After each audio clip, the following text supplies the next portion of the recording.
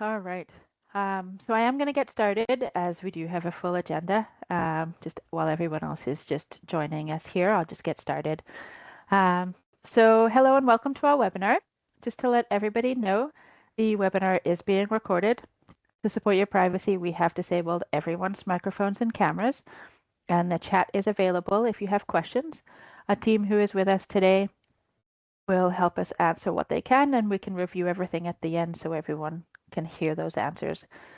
Once our presentation is complete, we will send out a link to the recording in an email in the next day or two. So my name is Sam, and I'm a practice optimization specialist with Healthquest. My colleague Seth couldn't be with us today, so I will be presenting. And we will be discussing various administrative features, setup options that help keep your clinic running smoothly and efficiently. Please note that tips and tools that are shared in this webinar are for demonstration purposes only. While they may align with your clinic's workflows, they are not taken from any specific clinic. This webinar showcases options available to all Healthquest clinics, and all demonstrations are using a test database with test patients, so no live patient data will be shared. So today we will review a number of things, starting off with some basics, move on to some templating, communication, and clinical documents, and then finishing up with some clinic manager features and options. So I'm going to get right into it here. I'm going to show everything live in a demo here.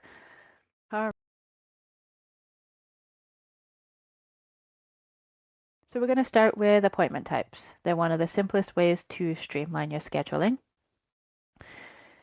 If you go to the appointments menu at the top here and down to the appointment types setup, you can see here on the left I've got a number of different appointment types that are available.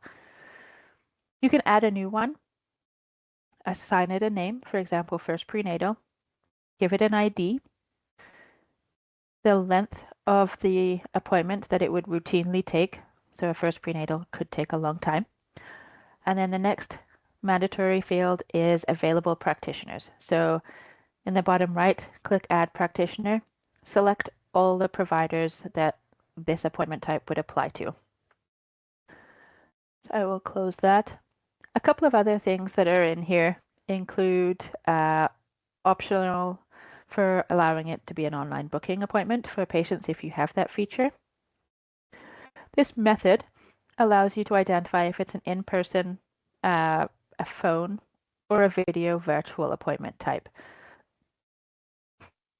If it's checked off for video virtual and or online booking, by default, this appointment type will be visible for patients in their patient portal appointments list. If these are not checked off, you do have the option to show this appointment type or not. So I will check those off. Minimum days between appointments.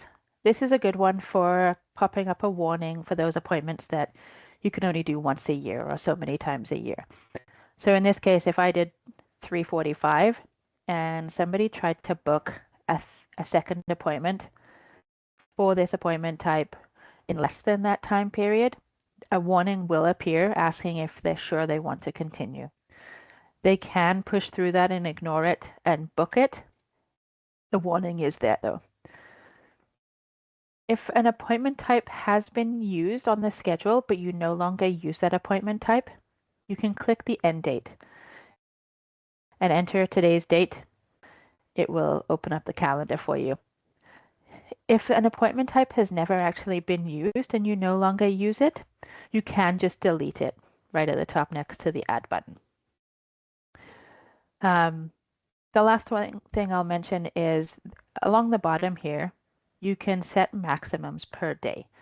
So for these longer appointment types, providers may not want more than 2 or 3 in a day. So you can put, say, 2, and you could do that for every day of the week that they work. Then if you are trying to book a third appointment on a schedule that's already got 2, it will pop up a warning for you asking if you're sure you want to do that as you have reached the maximum. So I will delete that here. So knowing that we have different appointment types, I'm going to shift into appointment reminders.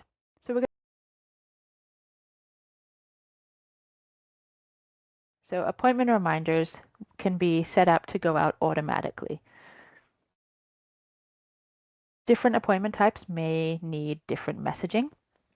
So we're going to go through that first. So if we go to setup and text, email, voice setup, I'm going to move this window over. And you can create a new one. And I've just got this first prenatal one here ready to go. Assign it a template name. If it's specific to an appointment, obviously I would use that appointment type as your title name. You can enter your messaging in this box here. You can make it addressed to that individual by inserting form fields. So if I take this out, place my cursor, click insert form fields, I want to find the patient's first name, and then it's going to apply that patient's first name. I've also got appointment details, appointment date, time, and with which provider. I also have, as this is a first prenatal, I'm going to attach an intake form specific to this appointment. So I'm going to check off the Alberta prenatal record as an intake form. That's a public form for all clinics using intake forms. I'm going to assign it so it placed the link where my cursor was. If I click save, this is a text template. A lot of clinics also use the email template, so I would duplicate that template as an email as well. So same idea, type in your messaging here, except for the intake form, you would use your little paperclip down in the right corner. Select it and then assign the form. Now that we've got the messaging set up for our appointment reminders, we can go in and set up reminder rules. If we go to appointments at the top here and appointment reminder rules, and then I'm going to click automated rules. And you can see here I've got my first prenatal. So I've got my reminder rule. So you'd click new rule, assign it a name, decide when you want to send this reminder out. In this case, I'm sending it out immediately upon booking or within 15 minutes. This message is applicable to all providers within the clinic, so I've just set it to all practitioners. I'm limiting it to one appointment type because the messaging is unique to that appointment type. I'm including confirmation. And in this case, because I'm sending this one out immediately, but potentially booking these a few weeks in advance, I will be sending another one 1 or 2 days prior as well. So I'm not going to check off this last option here, because if they've received one reminder, I still want them to receive that second reminder. Here we have our templates for our messaging. This is the first prenatal, and that's the messaging that I just generated on the right-hand side here. So I've applied this messaging to this rule. If I was to save it, now anytime this appointment type is booked, this messaging will automatically go out to those patients as long as they have a reminder in their client card. Because I want to send this out again 1 or 2 days prior, all of this other settings are the same. I'm just going to click copy rule. Yes, I do. And by default, it changes it to 24 hours prior. I'm going to do 48 hours prior so that people have a chance to call in and cancel. But all the other settings are the same. And don't hesitate for creating appointment reminder rules. You can make as many as you want. You can have one for each appointment type if that's the case. So I'll close all of this. So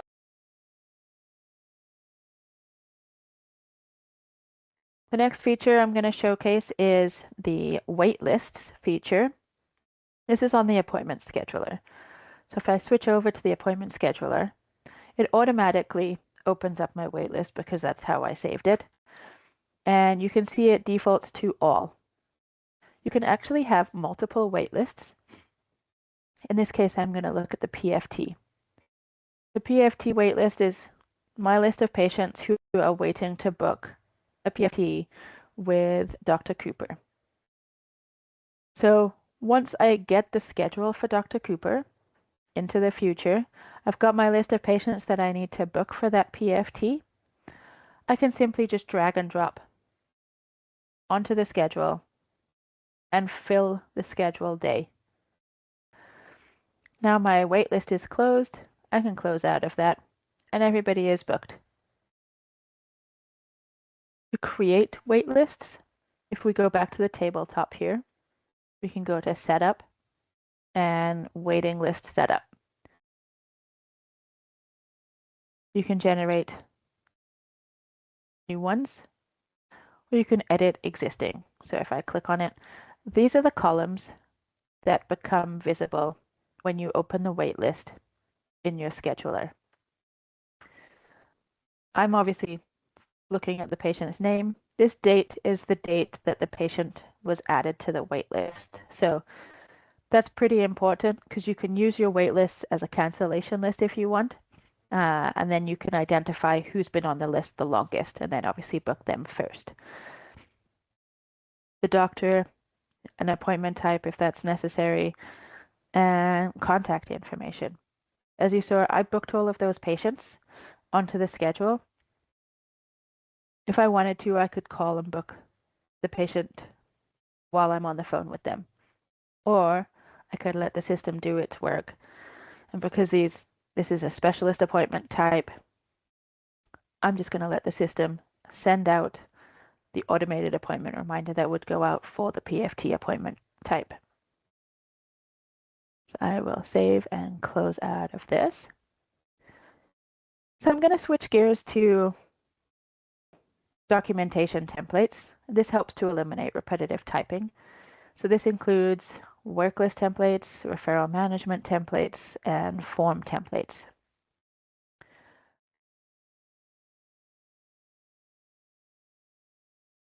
So if I'm in a patient's chart here, I'm just going to go to Dr. Christina Yang. If I'm in a chart here, if I click on Worklist and I want to create a new one, I'm looking to recall the patient for test results. All I have to do is click the template. It populates the description. It populates who it's going to. I usually refer to job class, as the job itself will never disappear, whereas the employees may rotate through. The task is basically your category. This is customizable that I'll show you in a second. And then you can save it. That's the worklist generated. If you want to add additional notes, you can. Have to. It just saves a few clicks. So I will close out of that. So if I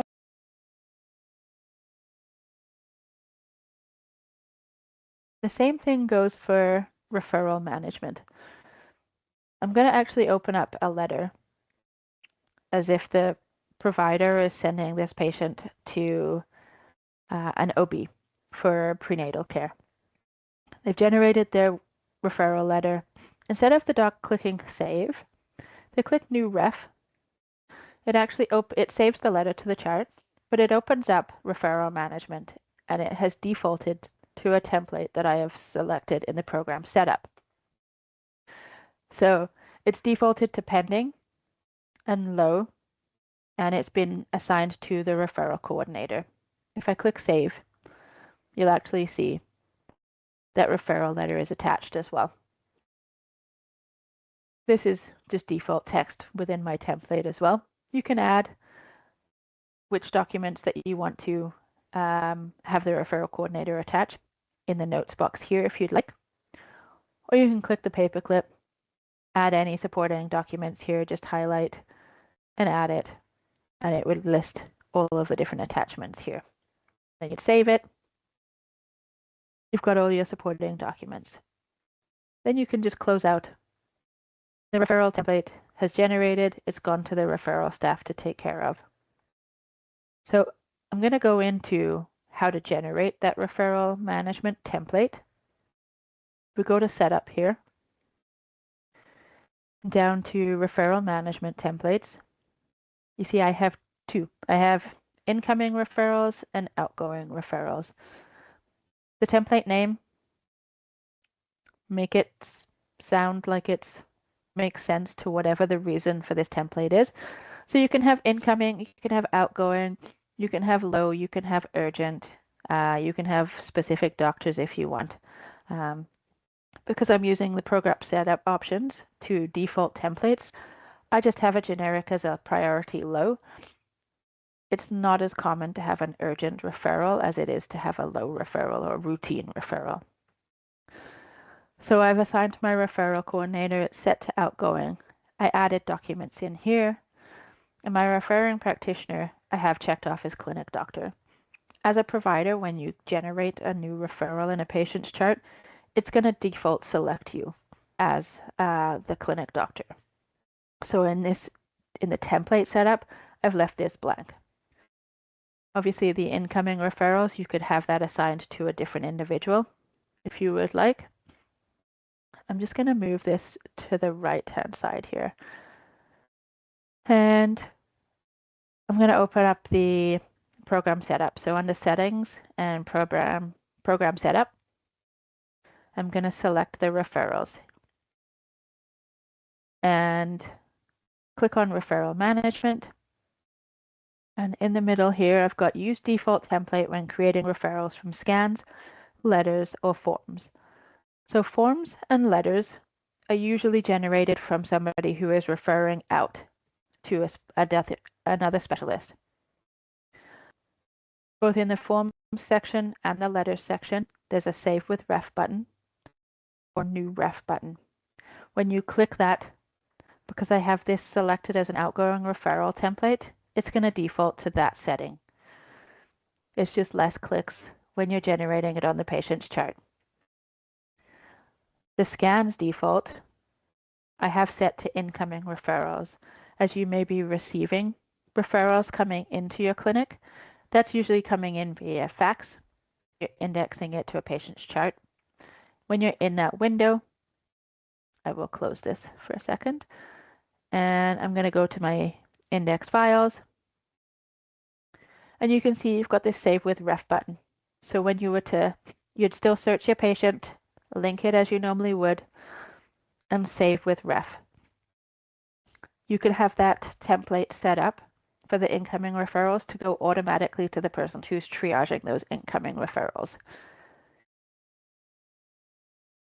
I'm going to close out of that. I'm just going to pause for a second.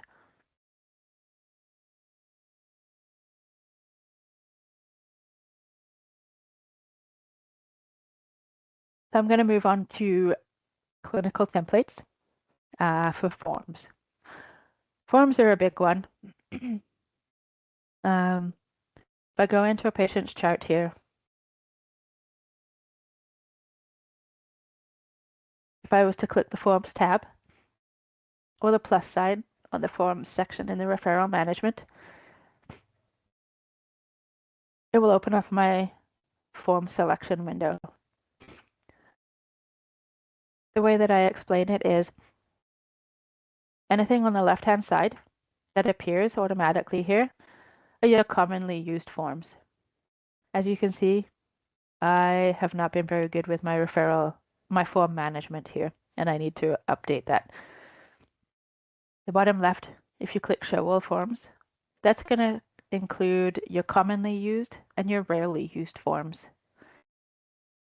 You can also search general here if you would like to, and that obviously limits your list as well.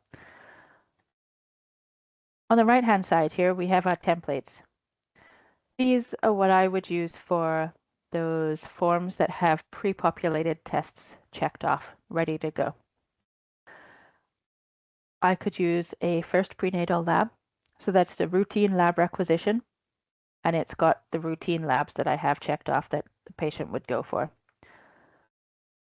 Or if I go down to the bottom right corner, I'm actually going to select this group. So it's a prenatal group. If I click OK, that will generate 5 forms in the time it takes to generate one form.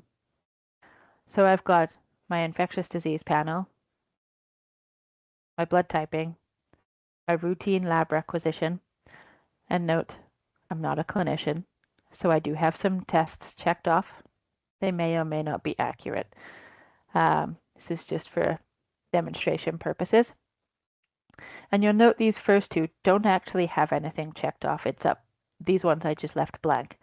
So when you're generating a group, you can have blank forms, but you can also have templated forms as well. And then I've got my ultrasound for a complete series. And then at the bottom, I've got my prenatal record. I'm going to show you how to generate those form templates. If I close the patient's chart, I'm going to go to Setup and Forms, and I'm going to go to Form Templates. When you click New, the first thing you're going to do is you're going to select that blank base form that you're using, such as a lab requisition or a diagnostic imaging requisition. So you can search down here. You can show all forms and find it as well.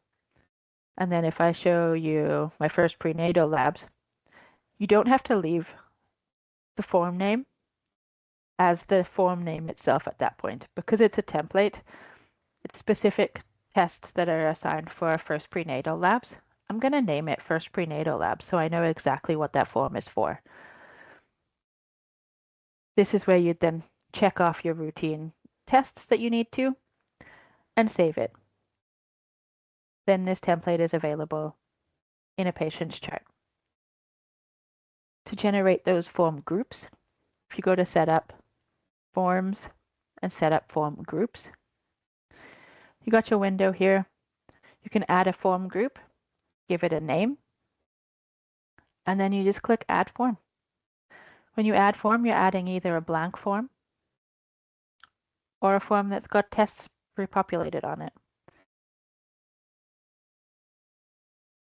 And then you can reorder it if you'd like to, using these arrows, just depending on how you want them to populate in the patient's chart.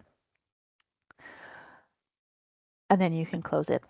So as you can see, I do have those that are pre-populated and blank forms.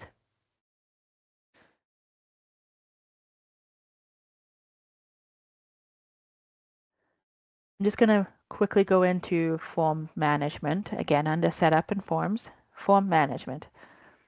This one's a big one for the clinics.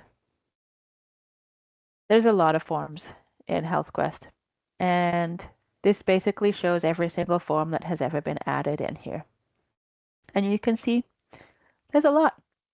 So it's really important to make sure that you are updating the form usage appropriately.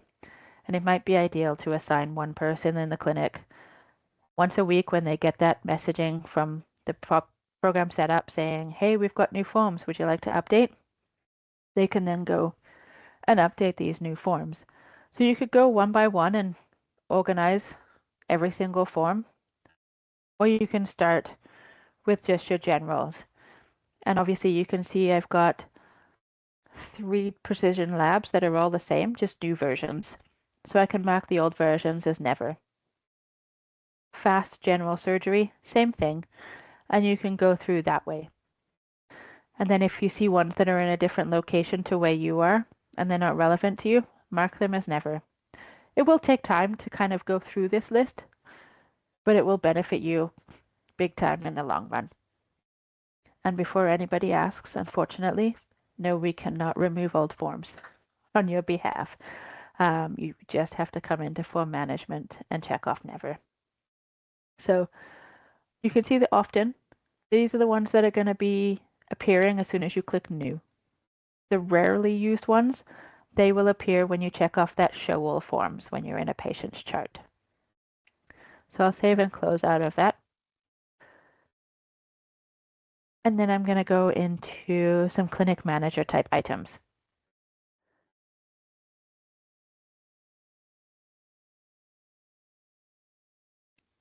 let's try and make your life a little bit easier.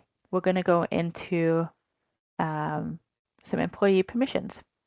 I'm going to open up a client card, and I'm going to open up my employee. So I've got Test Sam. You can tell that this is an employee card by the client type. It's not a valid Alberta patient, it's an employee. By assigning this client type, it generates an employee tab.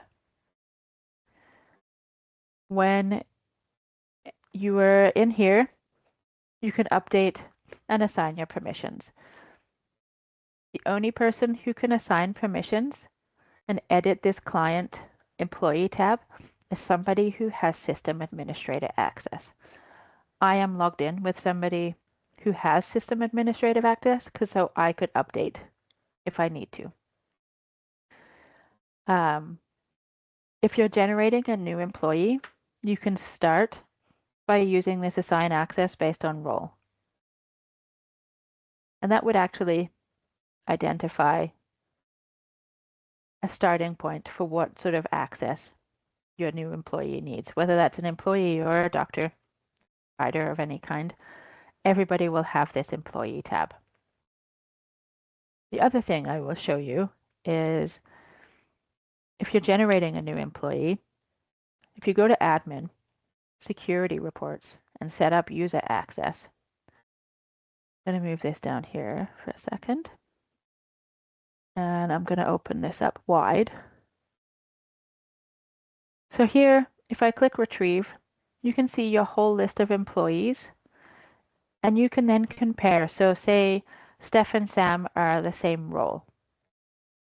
If you have Sam's the new employee, but I don't need Sam to have system admin.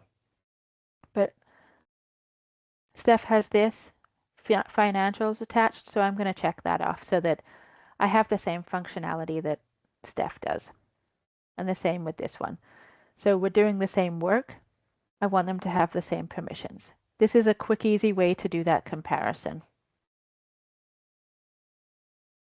Not only are there employee permissions, like you can see here, there are also program setup options that some of them are unique to users. If I was to click this program setup, settings between users, it opens up a new window. You can also see that same button in the bottom left corner on the employee tab on the client card. So there are certain employees permissions that are user specific. So instead of having to go around to every single person within the clinic and say, hey, can you update this in your program settings?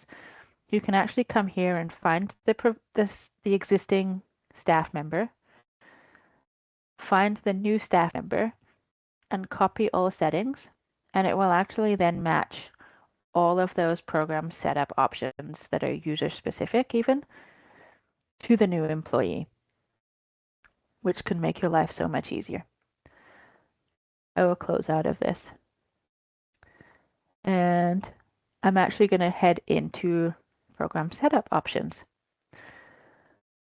Well, now that we've spoken about that,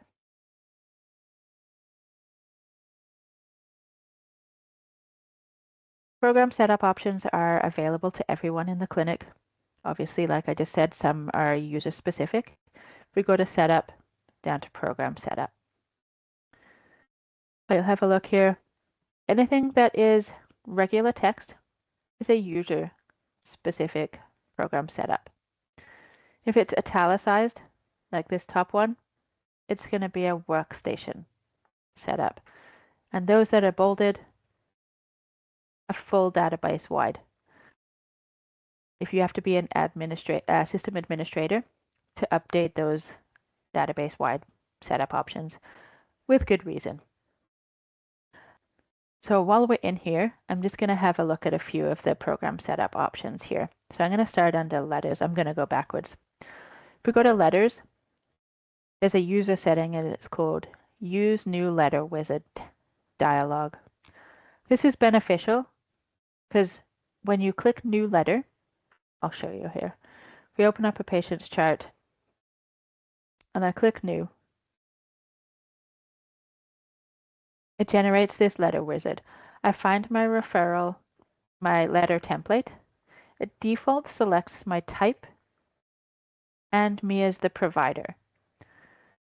And I can click OK and generate that letter. If I didn't have that letter wizard checked off, I would have to click on New, select the letter type, select the provider if it's applicable, and then click on Template, find my letter template, and apply that template. It just saves a few clicks. It's a user setting. It's up to you if you'd like it. The next one is client card here. This is a database-wide setup, but definitely a great idea. Prompt to update matching addresses. So if you've got patients who have the same addresses, especially if they're attached under the Relations tab, which I do recommend, when, say, mom changes her address, her children, obviously their address is likely to change as well if they're minors. This would then prompt that and pre-populate the new addresses on the attached pediatric patients. I'm going to move up to the charting here, and I'm going to look at an employee tab here. An employee permission, sorry, a user permission. This employee can print practitioner signature on forms. Ask the provider's permission first, obviously, but this is helpful if a provider is not physically in the clinic, if they're at home or on a hospital rotation, and they generate a requisition and have you print it out at the clinic so the patient can come get it. This setting allows you to print with that signature on the requisition. The same thing goes for if a patient's lost a form.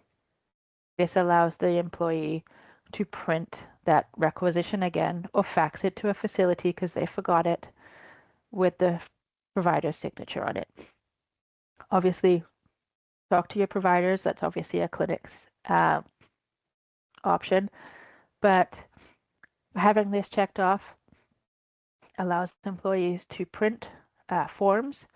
There is no way possible for a staff member to print a prescription with a provider's signature on it. That is a fail-safe. Only providers can print their prescriptions.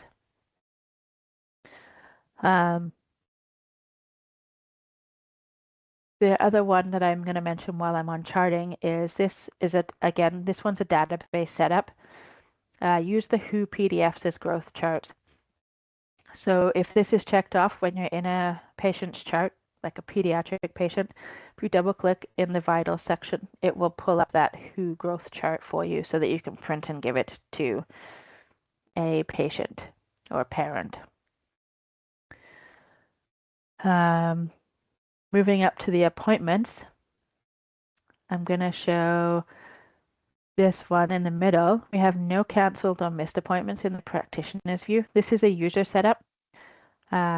If you have a lot of canceled or missed appointments, those slots may have been filled in if they were canceled. And as a provider, you don't want to see that list, those within your list. You can check this off and it hides them from that view for you. We go to schedule a setup and defaults here.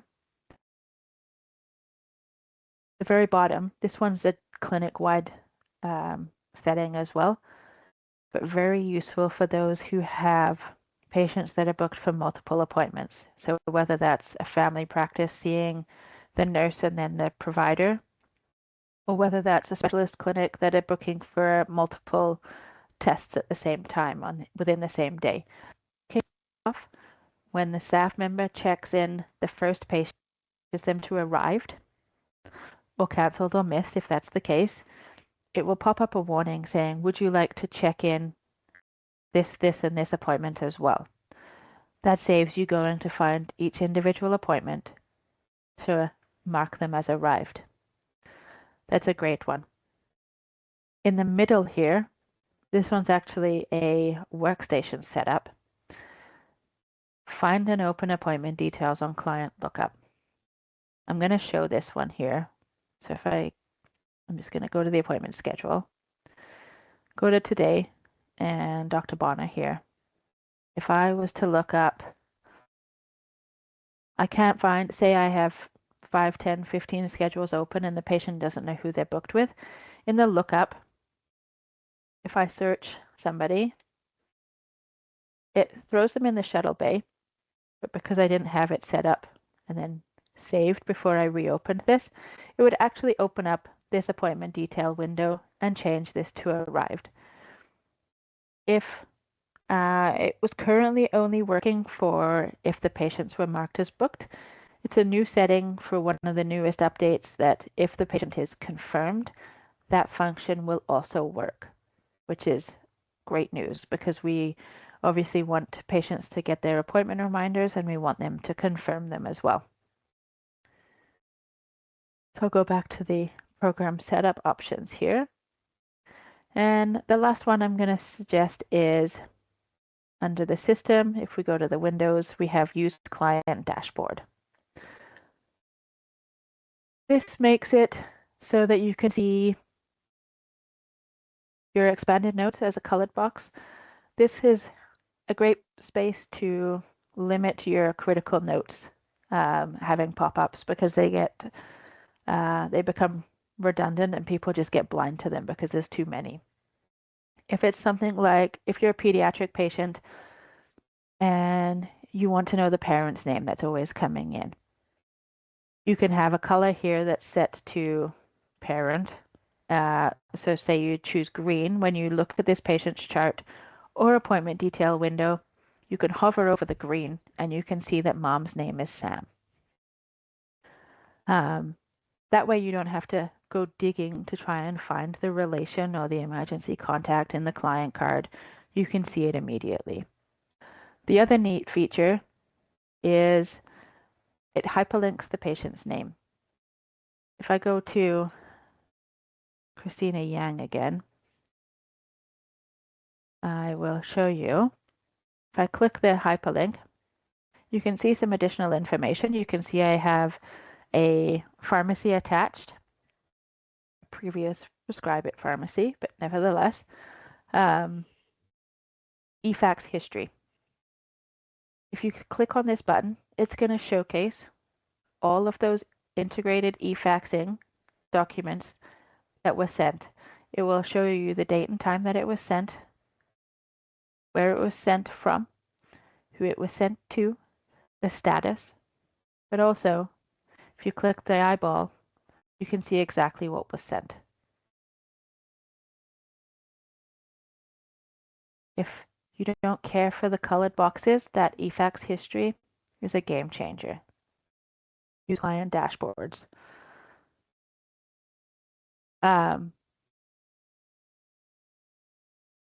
So as you can see, there's a lot of program setup options. You can use this search box at the top to try and find what you're looking for. Or just take the time sometime to have a snoop through and see what options are available.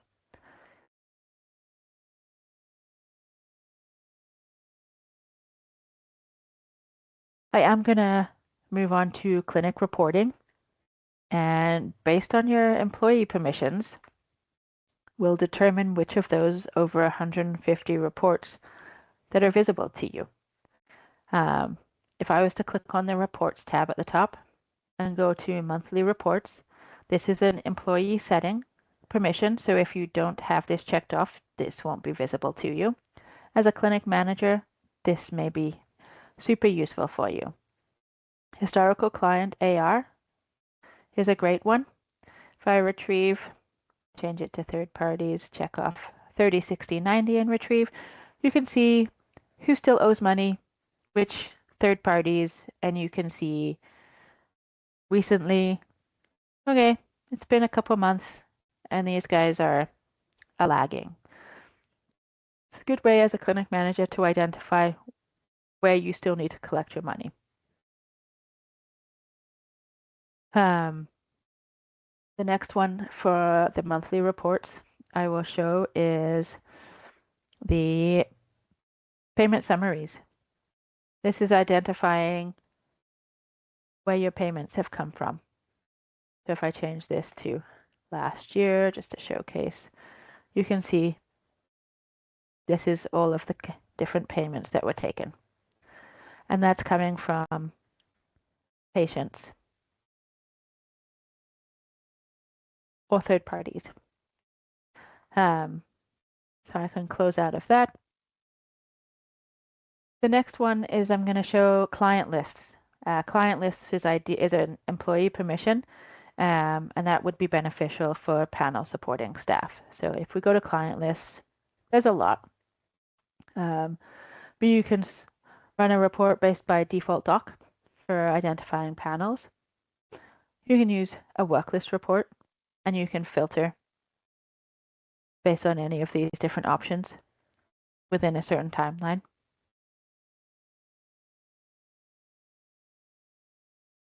And the last one that I'm going to show you for this client list one is down at the bottom here. We have this prenatal patients checklist. If I click retrieve here, it's going to list all of my patients who are pediatric, prenatal, and are at least 16 weeks gestational age. And it has a list of all of those tests that are listed on the top of the prenatal record on page 2. And it showcases the dates if the test has been completed. So if it's on the prenatal record, it will appear here. So you can see here that test Samantha has been very compliant with her tests. Almost due, so ideal. This test female, less compliant. Is this something that you want to follow up with the patient? Do they not have requisitions yet? That kind of thing. It's just a neat report that's pre-built in. There's a lot of reports built in here. If I go to Reports Central, you can click here, or you can click Reports on the left-hand side and it will open up Report Central. You can search in the search box. I'm just going to click on my favorites and show you a couple more referral reports. Critical notes list. This is going to launch you can launch a report that displays a list of all clients with critical notes and what that note is. This is a great report for some cleanup, maybe. If this is a report that I run all the time, I'm going to check this favorite box. Then I never have to go searching for it every time. I can just come straight to my favorites and check it off and run it. Missed appointments list. That runs by provider, the number of appointments missed or canceled by provider. The worklist report, obviously we just reviewed that. It has a number of different options to filter by. This employee statistics. I just learned that this one was here. I had no idea. It's a great one if you're looking to identify staff that are doing too much or not enough work, I guess. If you were to launch the report, and I'm just going to change this back a year, you can identify all of the employees or users that have accessed the database. And you can see a number of different items, and you can see, okay, doctors created an awful lot of appointments. Sam is kind of slacking a little bit, so maybe we need to have a conversation. Mark that as a favorite. That is under security reports, so that would be requiring a system administrator. Statistics, you've got no-shows, problem statistics, and referral management report. These are all good reports. This no-show reports actually shows statistics of booked versus missed by provider and date. The problem statistics, it's another good option to standardize documentation in the problem list and potentially clean it up. Obviously, do not touch provider's documentation. Pass it on to the provider. They can have a look and see if they want to clean it up or not. And as everybody knows, I'm sure we do have CDS queries under setup, charting setup, CDS query setup. You can generate any kind of custom report in here based on criteria throughout the chart.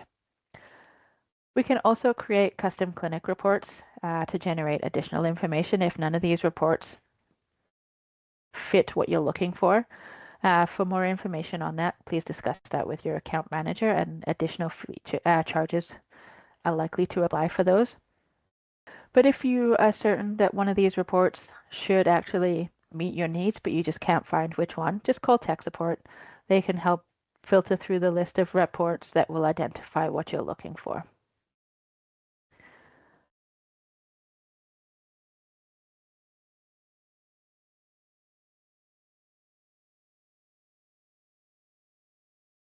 The last thing I'm going to talk to you about today is schedule templates. It's a bit of a nemesis for a lot of people, sometimes myself included. On the tabletop, if we go to setup and appointment setup, we can set up a practitioner's base week. You can select a provider, start time and end time, and set your intervals by 10 minutes or 15 minutes, whichever you prefer. On the appointments tab, the first thing you have to do is generate a template. A template is a one-day thing. So if I go to, say, test doctor, my Monday, this is a template. If I click the template on the left-hand side near the bottom, I can create a new template. I give it a date, a description name, interval of 15 minutes, start time and end time. I would do the start time and end time as the earliest start time and the latest end time of all of your providers within the clinic. Just bear with me on that one. I'll explain why when we get further into it. And then you can set up that template. You can assign it just for just this one provider or share it for all providers within the clinic. If your provider works the same week template, week in, week out, if I show Dr. Cooper, oops, go back to template here. So Dr. Cooper here, I'm going to edit a default week. So Dr. Cooper doesn't work Sundays. On Mondays, I'm going to click on template and select my 9 to 5. I'm going to replace the template. Yes, I do. And then it populates that template for that day. So every Monday, this is Dr. Cooper's schedule. Then I'm going to go to Tuesday, and I'm going to do the same. If I want to add soft bookings, I can click default, and then I can control and multi-select and say I want these to be complete medicals. I can leave it as the practitioner's background, so then it's just the wording that's there, or you can have a specific color to really highlight it if you want. Now you can see for staff, they only book those complete medicals at this time, is the general rule. You can repeat the same for each day of the week, hit template, select your 9 to 5 or whichever template you want, replace it, and then when you click today, it returns you back to your schedule here, and that is your default week generated for Dr. Cooper. Then you can, when you are, say if I go too far in advance, because I've got that default week generated, I can see this, I can just hit extend, and starting on this date, I can extend it for another month or 2 months, whatever your scheduling looks like. If you are in a clinic who does not have the same schedule from week to week to week, what I recommend is generating, and you got to bear with me on this one, a template and then edit your default week. And you see my Sunday is closed from 8 to 8. My Monday is closed. My Tuesday is scheduled. I can select my template, 8 to 8, replace it. This is where my earliest start time and my latest end time really comes into play. And then I'm going to add in here on my Tuesday, my closed. Right click to open it. Enter the time to get from start to finish of your day. Reserve it so that it crosses over all of your columns.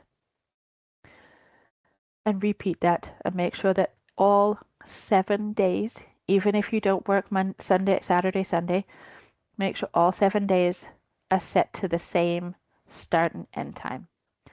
Save it, click today, it removes you out of your templating.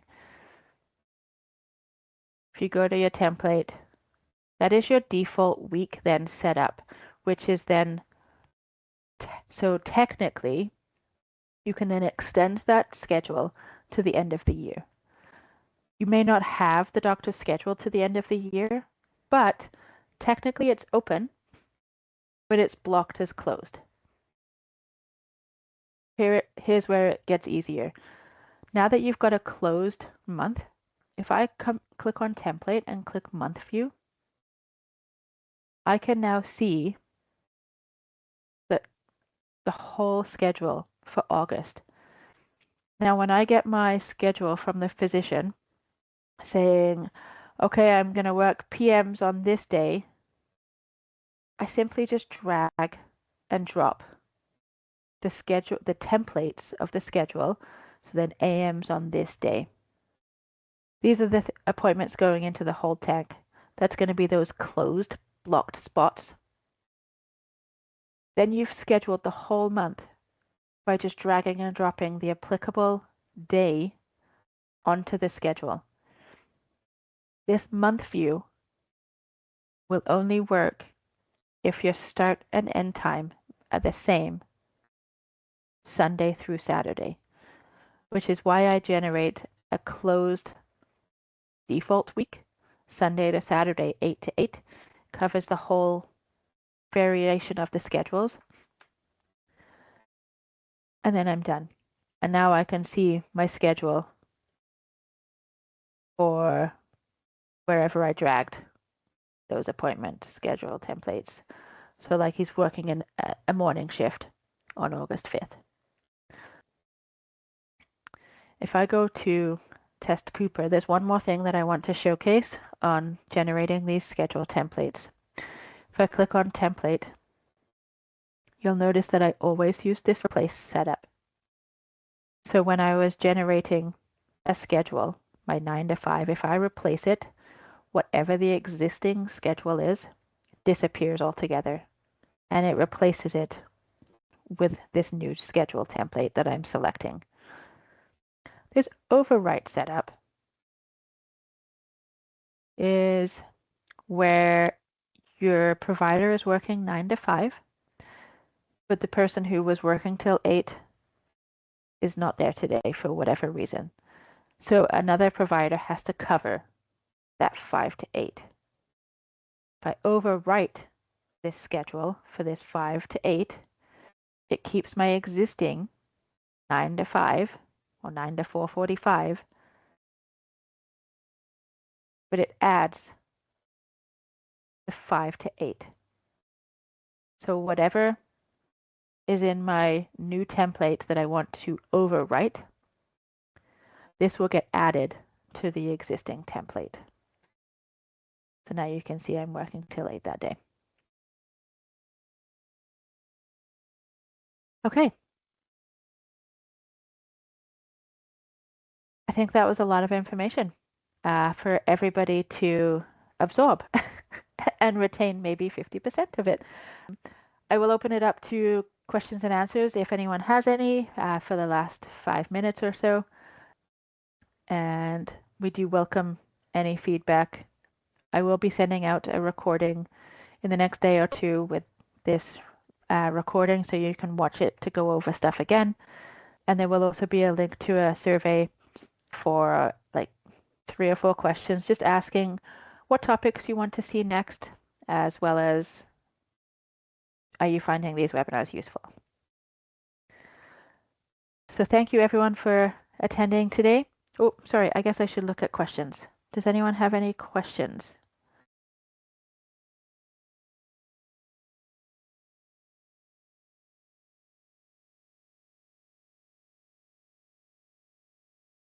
I'm not seeing any. Does anyone have any questions? No? Okay. If you do have questions, don't hesitate to reach out to tech support or your account manager. And if you feel your clinic could use some assistance in optimization, also talk to your account manager. And we would love to come and visit your clinic and see how we can help streamline your practices.